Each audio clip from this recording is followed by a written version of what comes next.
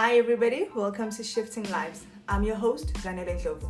Shifting Lives is the epicenter of self-growth and development for you who desire to live an abundant life of purpose as you walk into your divinity while navigating life on earth. It is a home for motivation, encouragement, and spiritual growth. A safe place for vulnerability as well as celebration. Hi guys, welcome to another episode of Shifting Lives. This week I want us to talk about intimacy with self. Intimacy with self, which is a slogan that we are using for our Sister Shift retreat that is happening this year in September. This retreat is specifically for women that are looking to have time with themselves, that are looking at exploring the parts of them that really birth the uniqueness of who they are. What we are basically talking about, we are talking about exploring the parts of you, the inner parts of you, the deep parts of you that, really connect to who you are. They really speak to who you are as a person, who you are as a partner, who you are as a mother, who you are as a sister, a sibling, a daughter. They, in essence, they are what you are. They are who you are. They are what God has gifted you with. It's given you to explore and to expand in the world. Most of us are so busy in our lives. We are so busy even in our thoughts that you would go into a room, you walk into a room and you're already thinking about what is it that I need to change here? What is it that I need to, rearrange? What is it that I need to readjust? So your mind is constantly thinking. And you're not thinking about anything that has to do with you. You are thinking about anything that you need to do for others. You need to do for, your children, your spouse, anything like that.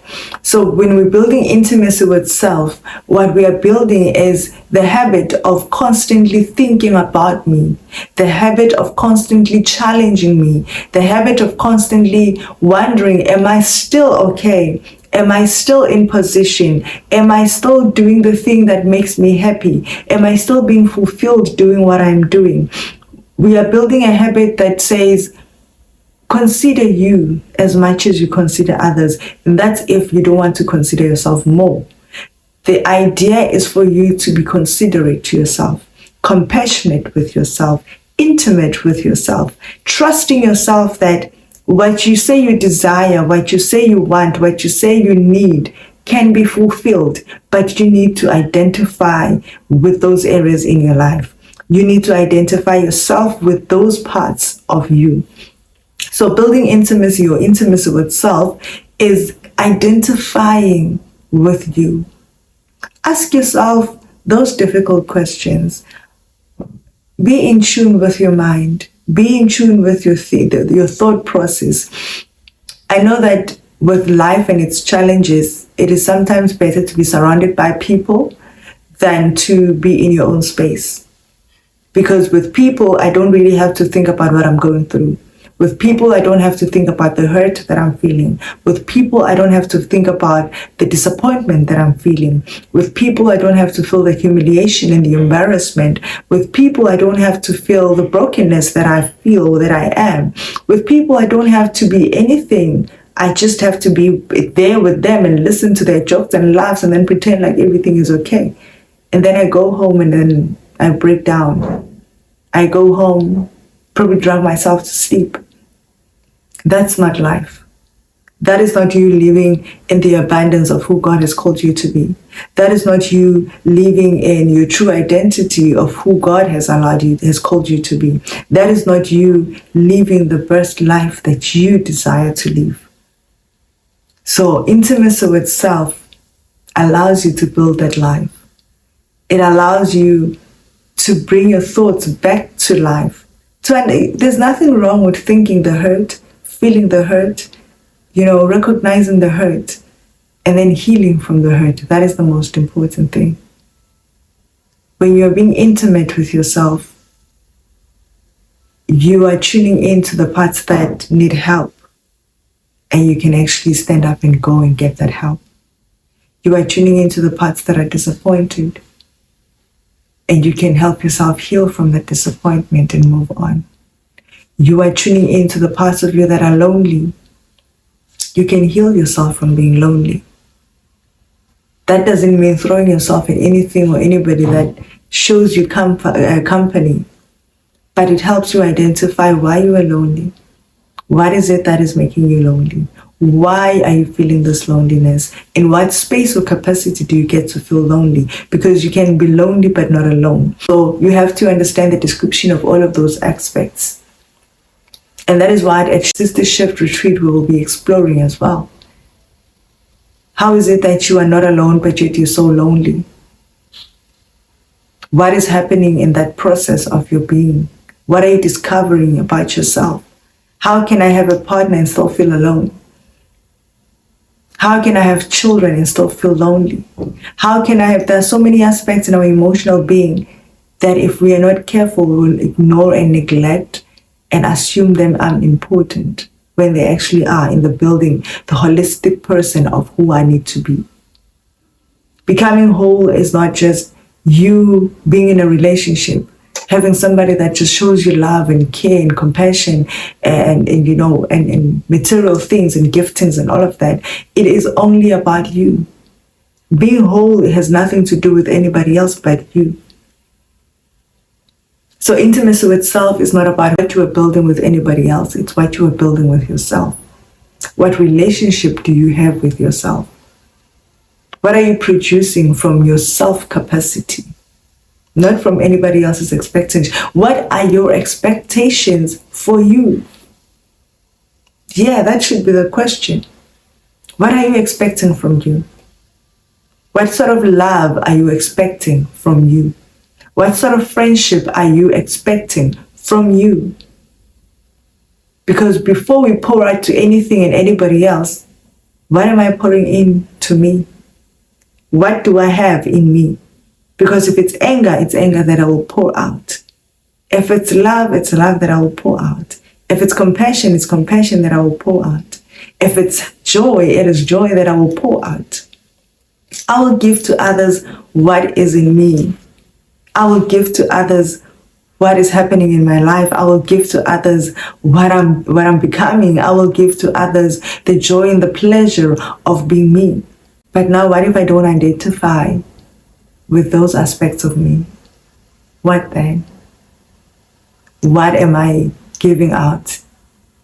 And what is being poured in that case? These and many other questions we will explore at the retreat, because we are giving ourselves the space and the ability for us to unwind, to release, to be frustrated with the stagnation that is in our lives, to be frustrated with the fact that I'm constantly busy and I don't give myself time. Listen, we don't buy time. Time is given to us whether we like it or not. Time is something that we do not control. It is there. We just have to learn to reschedule our lives in a way that benefits part of us. We have to learn to reschedule our lives in a way that prioritizes us. The retreat is in September. You can schedule anything and everything else that you want throughout the year. But remember to reschedule. Schedule the retreat for you. This is something that you are doing for you. This is something that you are doing for the benefit and the good of you.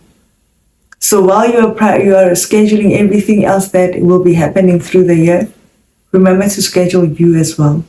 Put yourself somewhere in there so that you don't lose the focus of who you are. You don't lose the focus of loving yourself. You don't lose the focus of identifying with yourself. You don't lose the focus of discovering yourself. You'll be going through different seasons throughout the year.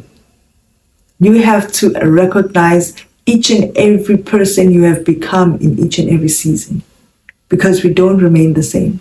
We don't go in season and out of season the same. Recognize with that person so you know from who to build with. Is this person you have come out as in this season ready to build the empire that you want to build? Or do I still need to discover something more about myself? Like I said in my previous episodes, the journey of self-discovery is not a once-off, and it is not based on an event or an experience that you go through. It is consistent. It is continuous. It needs you to continue to align yourself in and out of season, to discover who you are. If you haven't taken the challenge, the self-discovery challenge that I'm offering in my website, I'd like you to do that. Align yourself to that parts of you. It's an amazing challenge that reminds you of you. I will leave the link of my website in the description of this episode. Join the Discovery family. Be in tune with who you are. Know what you have so you know what you can give out. And that is what we are exploring in our retreat. After all the busyness of the year, after all that we will be doing, running errands, businesses and whatnot, and preparing for the festive season, we are first going to take time for ourselves so that I know what I need to give out in the festive season and in the new year. And I know what to follow up, what to run after, what to go after in order to rebuild myself in the new year. Build intimacy with self. Some of the ways that I do that is I take myself on a drive. I just drive to the nearest wilderness where I know I will have time and peace with myself. You see, in the wilderness, the nice thing about those open spaces is that there's no rock you can turn. Like, why would you want to, change position on a simple rock? And those things are heavy and they're so rooted on the ground. Like, there is nothing for you can do there but gaze at the beauty of it and inhale the breeze and the chilliness of the air in that area. There is nothing for you to do there. So all you can do is to think about yourself. All you can do is to remember why you were there.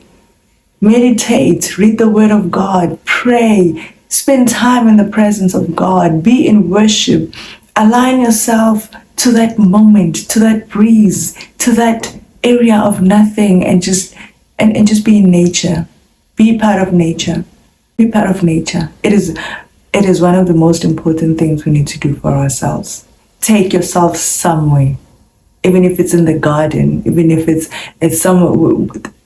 As long as things will remain the way you found them, that is the place you need to be in. You need to be in a space where you won't change anything, but you will just be in the moment and you will feel the presence of the moment. You will feel the presence of that area. You will feel the beauty and see the beauty of God. You will really appreciate the little things that life has to offer for you. Yeah. And that is what I'm trying to build around the intimacy of self in the sistership retreat. Start a habit of doing such things. Take yourself out for a day. Go into spaces, see nature, appreciate God, see His identity, the things that He has created that we cannot change, the things that we can only fall in love with.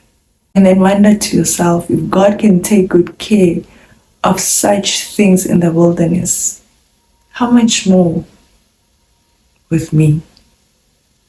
What am I worried about? What is stressing me out? What is not happening in my life? What am I not aligning to?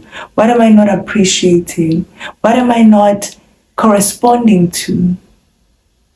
What am I lacking in my life? Who fills that up? What should fill that up? How should it fill up? When you are in a space alone, one person once said, the one place where I usually solve my problems is in the toilet. I know it sounds somewhat, but many of us understand that concept because that is the time when you aren't thinking of anything else except what you're doing. And when you begin to think of something else, you're thinking about it from an outside perspective.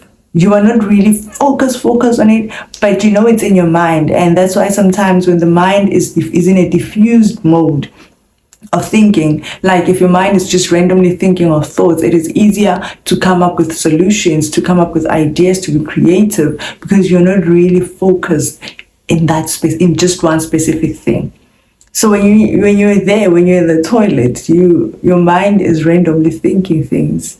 as much as you're trying to not think of what you were doing at that time, but you are also, thinking of what has been happening around you. So in one small position, or in a few minutes, you are exploring what had happened in your life. From whatever time to whatever time, even if it's maybe from that day or just before you get there, whatever it is, but there's a duration of time that your mind is thinking and trying to comprehend what has been happening. And that's why you are able to come up with slightly ideas. Whether they're good or bad remains to be seen, but you do come out of there relieved, not only in your body, but also in your mind at times. So we need times like that. Okay, I'm not saying go spend time in the toilet all the time, but I'm just emphasizing that there's a moment in time in your life where you need to just be there for you. Spend time with you, love you, nurse you, nurture you. Feel the areas in your body that are in pain so that you can nurse them and get back to health. And that is really what the Sister Shift is going to be teaching us to do. How to align ourselves, how to embrace ourselves, how to heal from our past hurts, how to move forward, even in the unknown, how to explore ourselves, how to even, how to reflect who we are, and how to attract what we want. Because once I've discovered myself, once I've been intimate enough with myself, I know the places and the areas that when my husband touches me here, there's a reaction. I know the places and areas in my life where I don't want people infiltrating the space, especially if it's things and contents that I feel they really aren't going to grow me. I know the type of TV shows I can be watching that would entice me and encourage me and motivate me. So I stay away from anything else that does not do that, because I have taken the time, to just know me, to just remove anything that does not benefit me, anything that does not grow me, anything that does not encourage me, anything that does not motivate me anymore. I'm learning to move away from it. So intimacy with self is rebuilding who you are, identifying who you are, knowing what makes you happy, knowing how to love and how to be loved. It is learning how to embrace yourself, how to communicate yourself. It is learning how to tame your thoughts. It's learning how to, now this is my version of intimacy, mind you. It's learning how to, build yourself up after any other situations, because you know how and where and when you take the time for yourself. And it is not in competition with anybody else. It is not in competition with anything else, not even your children, not even your husband, not even your relationship. Nothing can be in competition with intimacy with self. Because outside of it, you are giving out nothing. Nothing to your children, nothing to your husband, nothing to your relationship, nothing to your family. You are giving out nothing because there's nothing to offer. Intimacy with self gives you the identity of you, of what you have, how you have it, and how you can offer it in a way that does not deplete you, in a way that does not cause you to actually feel like you are giving out more than you are getting back. And you get to identify with what you want to get, how you want to get it, and at what quantity you want to get it.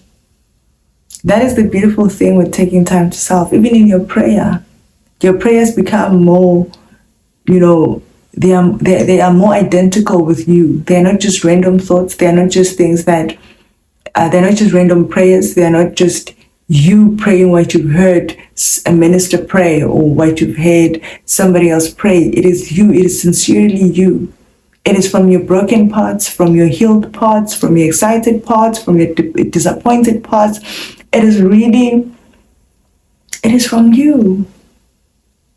It is from you, and it is the most sincere part of you. If you're a lady from anywhere in South Africa, I'd like to invite you to the Sistership Retreat. It is a moment that will tune you up.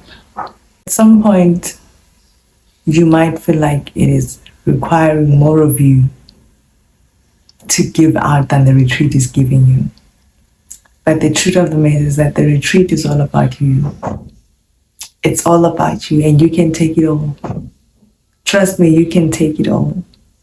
But that's the best thing about it, is that it challenges us. It challenges us to the most uncomfortable parts of ourselves, so that we can leave that place completely full of us. Okay? So please do join the Sistership Retreat.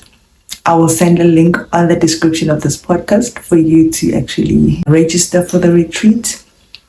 It is really going to be an honor to have you there, and it's going to be such an exciting event that you don't want to miss for 2023. It's in September, and I know that for most people, they're wondering why is it so late in the year. That's because I'm giving you all the time to overweight yourself, to continue doing you, to do what you do. But then I want to get you to a state where you understand how much you've done in this year, so that you understand how much you need to relieve yourself of in order to prepare for the year that comes.